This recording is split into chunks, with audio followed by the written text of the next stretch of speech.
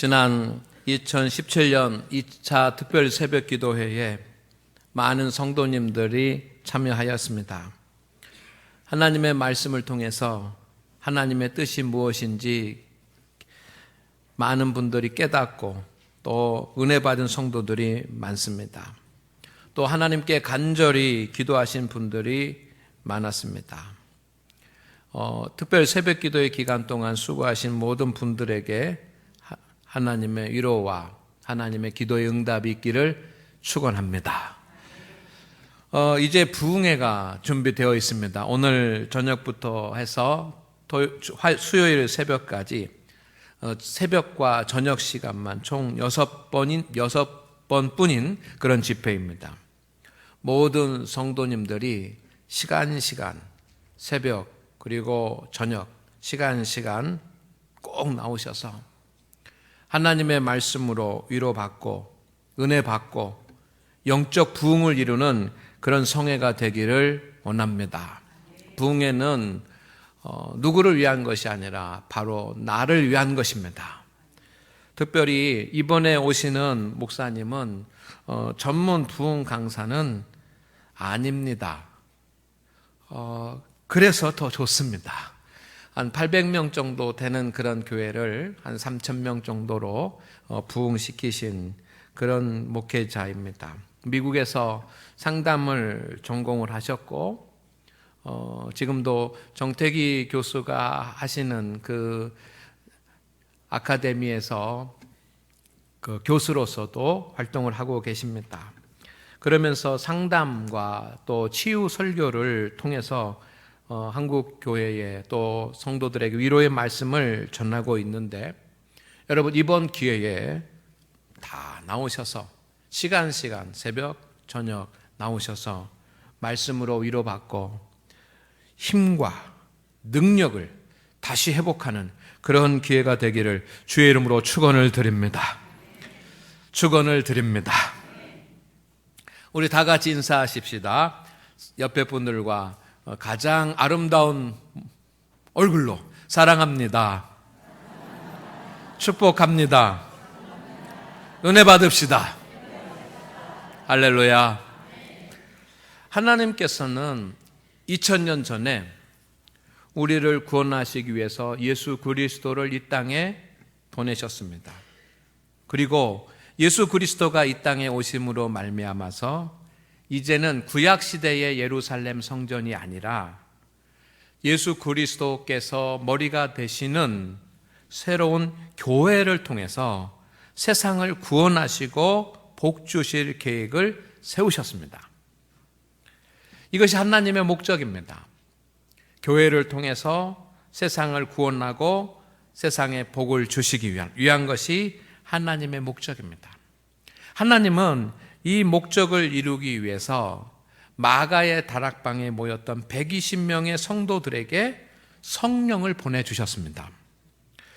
우리가 생각할 때에 120명의 성도들이 모여서 하나님 앞에 성령 충만함을 위해서 기도할 때 성령이 임했다라고 생각합니다. 그것도 맞는 말이지만 더 정확한 표현은 제자들이 필요해서 하나님 앞에 요구했다기보다는 하나님께서 하나님의 목적에 따라서 제자들에게 앞으로 계속해서 기도하라고 말씀하시고 그리고 그들에게 성령을 보내주셨습니다. 하나님의 목적에 의해서 마가의 다락방에 성령을 보내주셨습니다. 아멘. 왜냐하면 주님의 역사와 주님의 구원은 오직 성령의 역사와 성령의 능력으로만 가능하기 때문입니다. 모든 주님의 일이 사람의 힘과 사람의 능력으로 되는 것 같지만 사람의 힘과 능력으로 되는 것이 하나도 없습니다. 오직 성령의 능력으로 이루어지는 것입니다. 아멘. 여러분, 오늘은 서기력으로 기준하면 1984번째 성령 강림 주일입니다. 성도들과 그리고 교회는 지금 마가의 다락방의 성령 강림의 역사를 1984번째 사모하고 있는 것입니다. 왜냐하면 성령이 임하실 때 권능을 받기 때문입니다.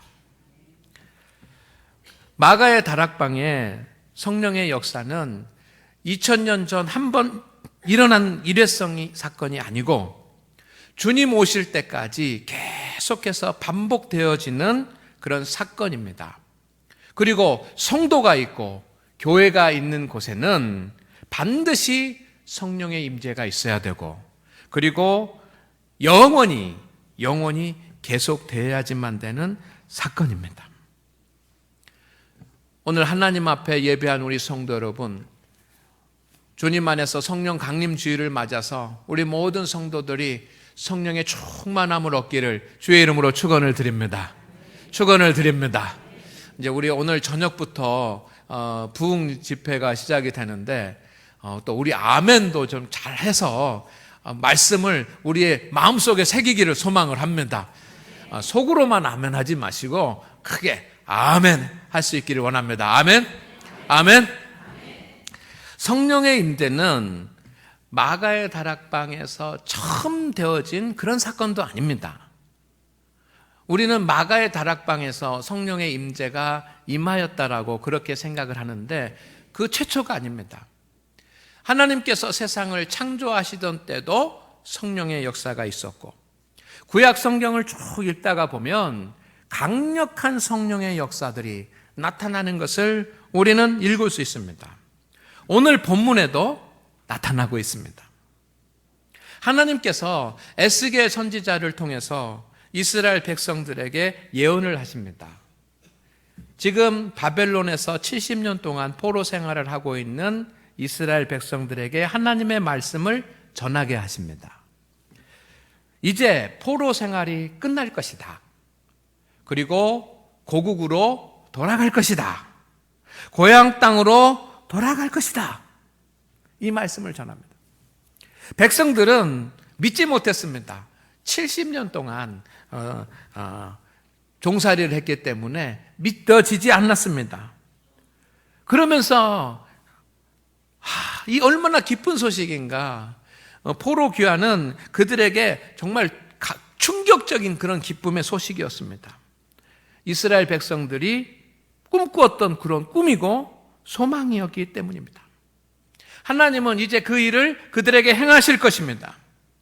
백성들은 이제 모든 것이 다 원래대로 돌아가는구나 라고 생각을 했을 것입니다. 고향으로 돌아가기만 하면 모든 것이 다 이제 잘 될 것이다 라고 생각하고 있었습니다.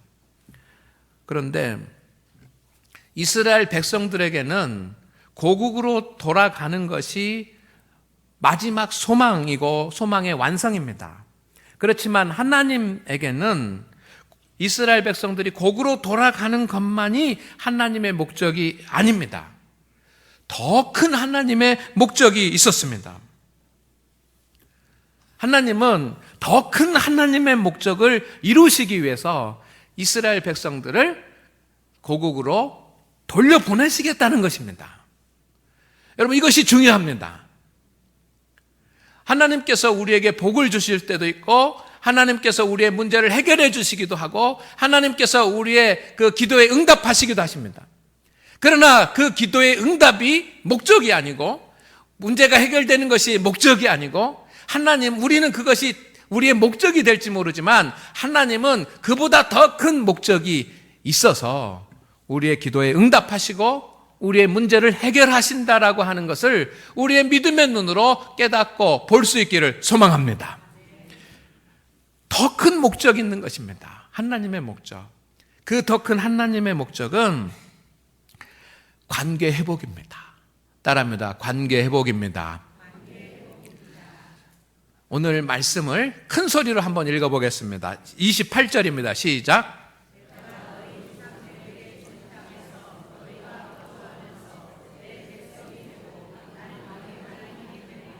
아멘. 여기에 이스라엘 백성들을 이제 고국으로 돌려보내겠다라고 하나님이 말씀하시는데 28절에 하나님의 목적을 말씀하십니다. 고국으로 돌아오는 것이 중요한 것이 아니고, 포로에서 귀환한 것이 중요한 것이 아니고, 하나님의 더 큰 목적은 내 백성, 이스라엘 백성들이 하나님의 백성이 되고 하나님께서 다시 이스라엘 백성들의 하나님이 되시는 것입니다. 하나님은 이스라엘 백성들과 단절되어 있는 그런 관계를 다시 회복하시고자 하는 것이 하나님의 목적인 것을 믿으시기를 바랍니다. 이스라엘 백성들이 가나안 땅에 돌아오게 하는 것이 목적이 아니고 그냥 그 땅에서 그 주소지에서 사는 것이 목적이 아니고 그 땅에 오게 해놓고 이제 갈라졌던 하나님과의 관계가 회복되기를 하나님께서 목적으로 하시는 것입니다. 이스라엘 백성들이 70년 동안 종살이를 한 것이 무슨 이유 때문입니까? 하나님의 말씀을 지키지 않아서입니다. 우상을 섬겼기 때문입니다. 하나님은 공의의 하나님이십니다. 그래서 하나님을 따르지 않는 사람들을 심판하실 수밖에 없습니다. 하나님은 반드시 죄를 물으십니다. 하나님을 떠난 자, 우상을 섬기는 자의 죄를 물으십니다. 그 불순종의 심판이 바벨론입니다. 죄의 삭은 사망입니다. 그런데 하나님은 사랑의 하나님이십니다. 그래서 자기들 죄 때문에 포로 생활을 하고 있는 사람들이지만 하나님은 그들을 긍휼히 여기시는 것입니다. 그래서 사랑이신 하나님께서 그들을 불쌍히 여기시고 모든 것을 다 용서하시고 다시 고향 땅으로 돌아가게 하십니다. 그런데 고향 땅으로 돌려놓는 것이 하나님의 목적이 아니고 주님이 다시 원하시는 것이 있습니다. 그것이 관계 회복입니다. 따라합니다. 하나님의 목적은 관계 회복입니다. 성도 여러분, 하나님은 다시 여러분이 하나님의 백성이 되고 하나님은 여러분의 하나님이 되시기를 원하십니다. 간절히 원하십니다. 창조의 관계로 아담을 창조해 놓고 심히 좋더라 라고 말씀하신 그 창조의 관계, 하나님과 피조물의 그 창조 시의 그런 관계로 주님께서 다시 회복되기를 원하시는 것입니다. 친밀한 사랑의 관계, 그리고 온전한 예배의 관계, 그리고 온전한 섬김의 관계가 다시 되기를 주님께서 원하고 계시는 것을 여러분 믿으시기를 바랍니다. 오늘날 우리 인생의 가장 큰 문제 중에 한 가지는 관계의 문제입니다. 물질의 문제, 환경의 문제, 여러 가지 문제들이 있지만, 전쟁의 문제. 그렇지만, 가장 중요한 문제 중에 하나는 관계의 문제입니다. 특별히 사회적인 갈등이 큰 문제입니다. 우리가 잘 아듯이 진보와 보수 열심히 싸웁니다. 우파와 좌파 열심히 싸웁니다. 생명을 걸고 싸웁니다. 갈등이 있습니다. 그렇습니까? 그것뿐입니까? 진보와 보수, 좌파와 우파만 나눠지는 것이 아니라 세대 간에도 갈등이 생깁니다. 20대, 30대, 50대, 60대 세대 간의 갈등이 있습니다. 그뿐입니까? 잘 사는 사람, 못 사는 사람, 계층 간의 갈등이 있습니다.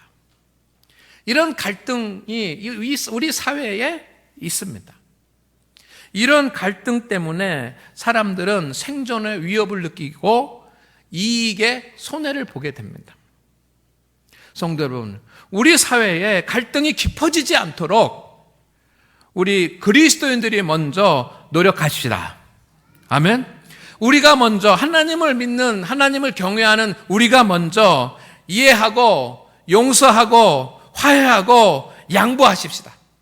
하나님을 믿는 우리 그리스도인들이 먼저 공의를 위해서 일하고 하나님을 믿는 우리 그리스도인들이 먼저 공익을 위해서 살기를 주의 이름으로 축원을 드립니다.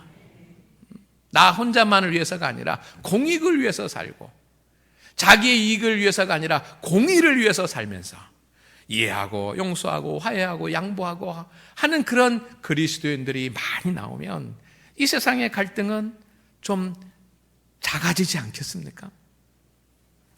그러나 여러분, 사회적인 갈등도 큰 갈등이지만 작은 사회, 우리가 속해 있는 작은 사회, 가까운 사람끼리의 문제가 더 크게 느껴집니다. 우리는 남편과 아내 가장 가까운 사이입니다. 여기도 갈등이 있습니다.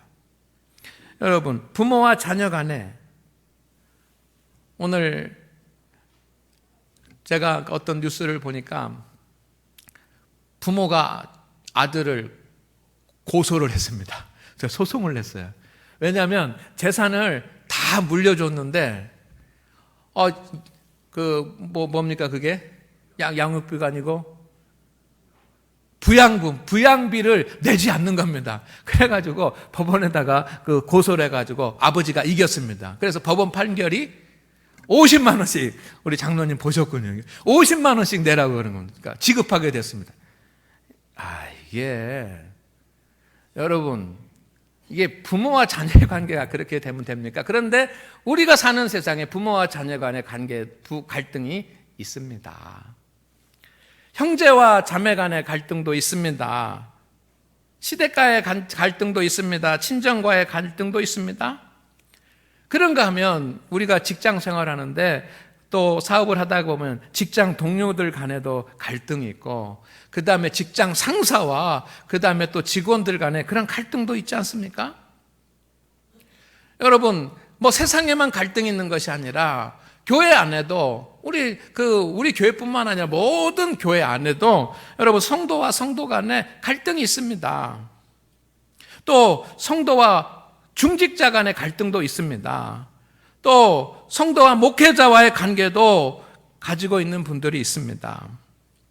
이런 갈등을 갖게 되면 물론 경제적인 손해를 보거나 그러진 않지만 여러분 큰 슬픔과 고독의 날들을 하루하루 보내야지만 합니다. 여러분, 사회적인 갈등도 문제지만 가까운 사람들의 관계도 문제입니다. 성도와 성도 간의 관계도 문제이고, 목회자와의 관계도 문제이고, 직장 동료 간의 관계도 문제이고, 가정의 관계도 문제입니다. 그런데 이런 사람과의 관계의 문제는 대부분 오해에서 비롯되는 것이고 내가 풀어야지만 됩니다. 상대방이 풀기 어렵습니다. 십자가 앞에 내려놓고 그 모든 갈등들이 다 풀리기를, 가정에서나 직장에서나 어느 곳에나 있는 그런 갈등들이 풀려지기를 주의 이름으로 축원을 드립니다. 더 큰 문제는 하나님과의 관계의 문제예요. 사회적인 문제도 큰 문제이고 가까운 사람들과의 갈등도 큰 문제이지만 더 큰 문제는 하나님과의 관계의 문제입니다. 왜냐하면 이것이 우리가 영적인 존재이기 때문에 그렇습니다. 하나님과의 관계의 문제가 생기면 내 영혼이 병듭니다. 따라합니다. 하나님과의 관계의 문제가 생기면 내 영혼이 병듭니다. 내 영혼이 병들면 인생이 곤고해집니다. 때로는 얻었던 것도 다 잃을 수 있고 비참해질 수 있습니다. 여러분, 아담, 하나님이 창조하신 존재입니다. 이거 얼마나 하나님이 직접 흙으로 만드시고 그 코에다가 생기를 불어넣었는데 이 아담 얼마나 위대한 인물입니까? 가인, 태어난 첫사람입니다. 하나님이 만든 사람이 아니라 사람을 통해서 태어난 첫사람이에요. 첫 사람이에요. 얼마나 복된 존재이고 그가 하나님 앞에 제사도 드리고 했는데 얼마나 복된 존재입니까? 사울, 이스라엘의 첫 왕입니다. 유다, 주님 제자들 가운데서 가장 똑똑한 사람이었습니다. 그래서 재정도 담당했습니다. 그런데 그들이 마지막에 비참하게 됐습니다. 근본적인 원인은 하나님과의 관계의 문제였습니다. 하나님과 관계 없는 사람이 되고 하나님으로부터 멀어질 때 그들의 영혼이 병들게 되고 그들의 삶이 곤비하게 되었습니다. 성도 여러분, 여러분은 하나님과의 관계에 문제가 없으십니까? 하나님께서 우리를 보실 때에 어떻게 보시겠습니까? 하나님께서 여러분을 진정 나의 백성이구나 하면서 보시겠습니까? 하나님께서는 지금 여러분과 관계를 회복하기를 원하시는데 잃어버린 관계를 회복하기를 원하시는데 우리는 그 관계, 하나님과의 관계를 회복하려고 하지 않고 하나님 앞에 구하기만 하는 것은 아니겠습니까? 이럴 때 우리가 기도의 응답을 즉시 받을 수 있겠습니까? 성도 여러분, 하나님과의 관계가 회복되기를 주의 이름으로 축원을 드립니다. 축원을 드립니다. 그런데 하나님과의 관계의 가장 큰 문제는 하나님의 말씀에 순종하지 않는 것입니다. 다 같이 27절 말씀 읽겠습니다. 시작.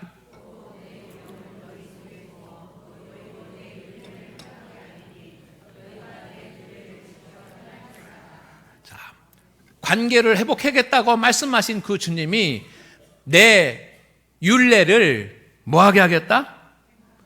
행하게 하려니. 누구의 율례입니까? 하나님의 율례입니다. 하나님의 말씀을 뭐하게 하겠다?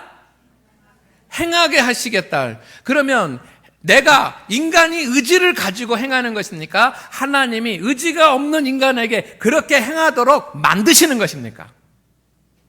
하나님께서 기필코 만드시겠다는 것입니다. 어떤 사람으로? 내 율례를 행하는 사람으로. 그래서 너희가 내 규례를 지켜 뭐할지라? 행하게 될 것이라는 것입니다. 성도는 하나님의 말씀을 행하지 않을 때 하나님과의 관계의 문제가 생깁니다. 아담이 하나님의 말씀에 불순종했을 때, 순종하지 않았을 때 하나님과의 관계가 문제가 생겼습니다. 그리고 하나님을 피해서 나무 뒤에 숨었습니다. 그리고 하나님 없이, 관계 없이 살아가려고 했습니다. 이스라엘 백성들이 바벨론의 포로가 된 것은 하나님의 말씀을 지키지 않았기 때문입니다. 그래서 하나님과의 관계가 파괴되었기 때문입니다. 오늘 하나님 앞에 예배하는 우리 성도 여러분, 하나님의 말씀에 순종하십시오. 그리고 하나님과의 관계가 회복되기를 소망합니다. 하나님과의 관계를 회복하고 큰 믿음의 성도가 되기를 원합니다. 하나님과의 관계의 회복은 말씀에 순종을 통해서 이루어지는 것입니다. 아브라함이 이삭을 번제물로 드렸습니다. 하나님의 음성을 듣고 번제물로 드리는 하나님의 말씀에 순종했을 때 하나님께서 그것을 의로 여겼다고 말씀하셨습니다. 아들 이삭을 하나님의 말씀에 순종해서 아들 이삭도 번제물로 드릴 수 있었을 때, 그렇게 그 말씀도 순종했을 때 하나님과의, 아브라함과의 관계가 완성된 줄로 믿습니다. 아멘. 우리는 하나님의 말씀에 순종할 때, 우리가 하나님의 말씀에 순종할 때 하나님은 우리가 주님께 돌아온 것을 인정하십니다. 내가 하나님의 말씀에 순종하는 자리에 서서 하나님의 말씀에 순종하는 것을 보시고, 아, 임천수 목사가 이제 내게로 돌아왔구나 라고 하나님께서 인정하시는 것입니다. 믿습니까? 아멘. 하나님께서는 반드시 말씀에 순종하게 만드십니다. 하나님께서 부르신 성도는 반드시 하나님의 말씀에 순종하게 됩니다. 왜냐하면 하나님께서 순종하는 자로 만드시기 때문입니다. 하나님은 우리를 순종하는 사람으로 만들 것입니다. 왜냐하면 여러분을 사랑하시기 때문입니다. 오늘 우리를 순종하는 자로 만드시는 하나님의 방법이 말씀에 있습니다. 자, 같이 읽어보겠습니다. 시작.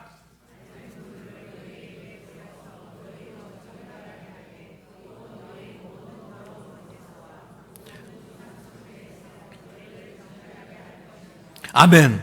하나님은 우리를 맑은 물로 너희에게 뿌려서 너희로 정결하게 하되, 하나님께서 하시는 것입니다.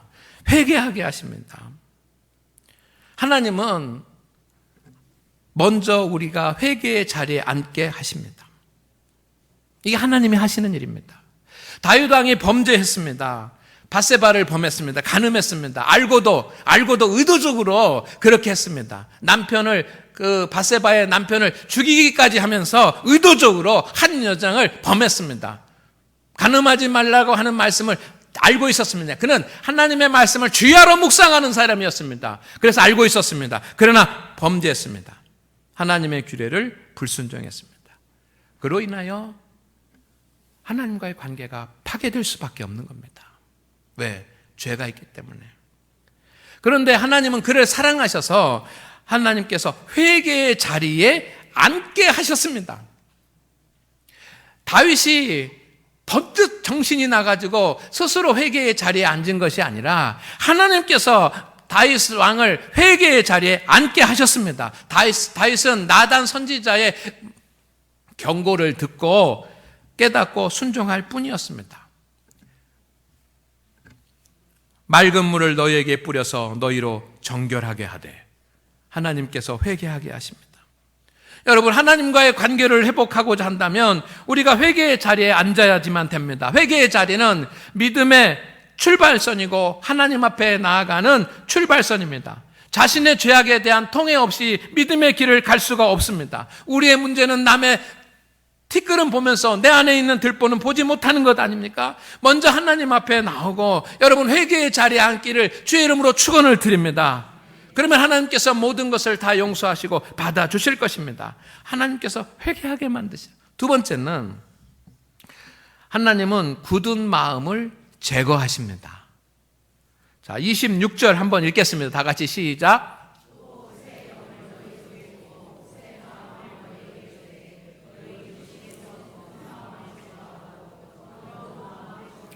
아멘. 여기 말씀해 보면 새 영, 새 마음, 부드러운 마음은 다 같은 뜻입니다.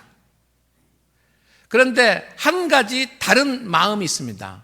굳은 마음입니다. 우리에게 문제되는 마음이 있습니다. 미워하는 마음, 분노의 마음, 이런 마음도 우리에게 그 문제가 되는 마음일 수 있습니다. 그러나 우리에게 문제가 되는 마음은 굳은 마음입니다. 굳은 마음. 굳은 마음은 하나님께서 뿌리시는 말씀의 씨를 받지 못합니다. 그래서 미워하는 마음보다 또는 어떻게 분노하는 마음보다 더 큰 문제는 내 안에 있는 굳은 마음입니다. 하나님은 그 굳은 마음을 제거하십니다. 하나님은 그 굳은 마음을 제거하기를 원하십니다. 그리고 여러분이 새 영, 새 마음, 부드러운 마음이 되게 하십니다. 하나님의 말씀을 들었을 때 그 말씀의 씨를 싹 틔울 수 있는, 그 말씀을 받을 수 있는 부드러운 마음이 되게 하십니다. 여러분, 하나님의 말씀에 순종해서 하나님과의 관계를 회복하고자 한다고 한다면 여러분 먼저 말씀을 아멘으로 받아야지만 됩니다. 하나님의 말씀을 아멘으로 받지 못하면 우리는 말씀에 순종할 수 없지 않습니까? 그런데 굳은 마음은 하나님의 말씀에 절대로 반응하지 못합니다. 저도 굳은 마음, 때로 굳은 마음이 될 때가 있습니다. 부드러운 마음이 될 때도 있지만 하나님 앞에서 굳은 마음이 될 때가 있습니다. 하나님 앞에 내가 굳은 마음이 될 때는 내가 아무리 성경을 읽고 아무리 책을 보고 해도 하나님의 말씀이 보이지 않습니다. 내가 무지하고 내가 부족해서 그럴 수도 있겠지만 내 마음이 굳어지면 더 보이지 않습니다. 그런데 내 마음에 은혜가 충만하고 찬송이 넘치고 기도가 깊어지면, 그래서 부드러운 마음이 되면 말씀이 보입니다. 아멘. 왜 성도의 마음이 굳은 마음이 될까요? 회개를 한다고 여러분 해결이 됩니까? 회개를 해도 굳은 마음으로 남아 있습니다. 왜 그렇습니까? 하나님의 은혜를 알지 못하기 때문입니다. 하나님의 말씀을 듣고도 순종하지 않기 때문입니다. 그리고 주님의 말씀에 귀 기울이지 않기 때문입니다. 여러분, 이것이 하루로 끝나면 괜찮은데 일주일이 되고 1년이 되고 계속해서 반복이 되다 보면, 이런 상태가 반복이 되면 나도 모르는 사이에 굳은 마음이 되고 마는 것입니다. 여러분, 우리 마음 가운데 있는 굳은 마음이 제거되기를 원합니다. 제거되기를 원합니다. 굳은 마음이 제거되기를 소망합니다. 그래서 말씀이 들리기를 원합니다. 내게 주시는 말씀으로 들리기를 원합니다. 아멘. 그래서 하나님은 성령을 보내주십니다. 26절에 자, 다 같이 읽습니다.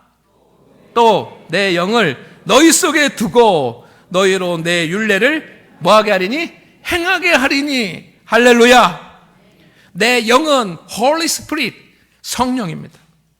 하나님께서 이 모든 일이 가능하도록 성령을 주시는 것입니다. 성령이 임하면 모든 것이 해결됩니다. 성령과 함께 능력도 주어지기 때문입니다. 성령은 우리를 회개하게 만들고, 성령님은 우리의 굳은 마음을 제거하고, 성령님은 하나님의 말씀을 듣고 순종할 능력을 주십니다. 여러분, 하나님의 말씀을 지켜 순종해야 하나님과의 관계가 회복이 되는 것이 완성이 된다는 말씀을 기억하고 돌아가십시오. 그래서 하나님의 말씀에 순종하기를 원한다면 먼저 회개하고 부드러운 마음으로 하나님의 말씀을 받고 성령의 충만함으로 능력을 받아서 하나님의 말씀을 지켜 행해야 될 줄로 믿습니다. 사랑하는 우리 장안교회 성도 여러분, 따라하겠습니다. 관계가 회복될 때 주어지는 하나님의 복이 있습니다. 왜 하나님은 이 관계를 회복하려고 하십니까? 관계가 회복되어야지만 받는 하나님의 복이 있기 때문입니다. 오늘 말씀 29절에 보면 모든 뭐한 데서 구원하고 더러운 데서 구원하고, 그 다음에 곡식이 풍성하게 하여 기근이 너희에게 닥치지 아니하게 하리니. 여러분, 모든 죄에서 구원하고, 우리가 하나님의 말씀에 순종해서 하나님과의 관계가 회복이 되면 우리의 영혼이 살아나고 우리의 영혼이 부흥하게 될 줄로 믿습니다. 더러운 데서, 죄 가운데서, 세상 가운데서 건져낸다는 것입니다. 세상에서 건져내면 살아납니다. 이건 영혼의 부흥을 말하는 거예요. 오늘 하나님 앞에 예배한 우리 모든 성도 여러분, 우리 이 시대를 살아가면서 우리 영혼의 부흥을 체험하면서 살기를 소망합니다. 내 영혼이 다시 살아나는 그런 부흥을 소망하십시오. 내 육체는 회파하고 내 육체 허리는 좀 아프고 또 내 가정에 여러 가지 문제는 있지만, 하나님, 내 영혼은 부흥케 하여 주시옵소서. 내 영혼은 부흥케 하여 주시옵소서. 내 영혼이 죽지 아니하고 내 영혼이 살아나게 하시옵소서. 그런데 누구에게? 하나님과의 관계가 회복될 때 영혼이 살아나는 것입니다. 아무리 노력하고 애쓰고 해도 될 것이 아니고, 두 번째는 수고의 열매를 주시어 풍성한 삶이 되게 하십니다. 여러분, 이것이 우리의 소망 아닙니까? 곡식이 풍성하여 기근이 너에게 닥치지 아니하게 하리니. 다시는, 여러분, 곡식이 없었던 것이 당시에는 가장 큰 가난이었습니다. 곡식이 풍성하다라고 하는 것은 수고한 대로 열매를 거두는 것이고 부유하게 되는 것입니다. 부유하게 되고 풍성하게 돼서 세상 사람들의 멸시를 받지 않는 그런 복된 삶을 살도록 하나님께서 복을 주시는 것입니다. 여호와를 경외하는 자가 받을 복을 하나님께서 주시는 줄로 믿습니다. 언제? 관계가 회복될 때. 마지막 31절 보겠습니다. 시작.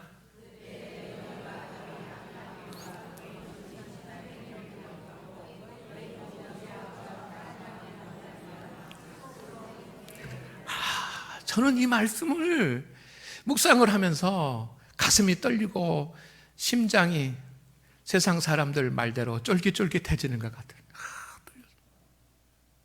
왜냐하면 너의 모든 죄악과 가증한 일로 말미암아. 여러분, 사람은 살아가면서 자기의 죄가 있고 가증한 일을 행합니다. 그런데 보십시오. 너의 모든 죄악과 가증한 일로 말미암아 뭐하게? 스스로 믿게 보리라. 이 말씀 아닙니까? 내가 죄악을 범하고 가증한 일을 행하면서도 내 자신을 믿게 보지 못해. 근데 하나님과의 관계가 회복이 되면 죄를 행하고 가증하고 부족하고 연약한 그런 내 모습을 보면서 그런 내 모습을 뭐하게 되리라? 믿게 보리라. 지금까지는 남편이 미워 보이고, 지금까지는 아내가 미워 보이고, 지금까지는 누구 형제가 미워 보이고, 지금까지는 직장 상사가 미워 보였지만, 동료가 미워 보였지만, 이제는 누가 미워 보이는 겁니까? 내가 미워 보이는 겁니다. 못나서 미워 보이는 거 아니라 하나님의 뜻대로 산다고 하면서도 여전히 죄를 범하는 내 자신이 미워 보이는 영적 사람이 되는 줄로 믿습니다. 하나님과의 관계가 회복돼야지만 됩니다. 성도 여러분, 1984번째, 이게 1984번째라고 해야 되는지 1984번째라고 해야 되는지 이게 국어적으로 어떤 게 맞아요? 근데 어쨌든 1984번째 성령 강림절을 통해서 오늘 여러분 하나님과의 관계가 회복되는 역사가 있기를 주의 이름으로 축원을 드립니다. 그리고 관계가 회복된 자에게 주어지는 하나님의 복을 크게 누리는 우리 장안교회 성도들이 되십시오. 기도합니다. 하나님, 오늘 주님의 은혜로 우리 모든 성도들이 하나님의 백성이 되고 하나님은 우리의 하나님이 되는 영적 관계가 회복되어서 하나님의 사람들에게 주어지는 영원 부흥의 복을 얻게 하여 주시고 수고의 열매를 거두는 복을 얻게 하여 주시고 자신의 허물을 미워하는 영적 사람이 되게 하여 주옵소서. 오늘도 믿음대로 살려고 애써서 주님 앞에 나왔사오니 주여 주의 종들을 기억하시고 복 주시며 이번 부흥 집회에 더 큰 은혜를 누리게 하옵소서. 예수님의 이름으로 기도드리옵나이다. 아멘.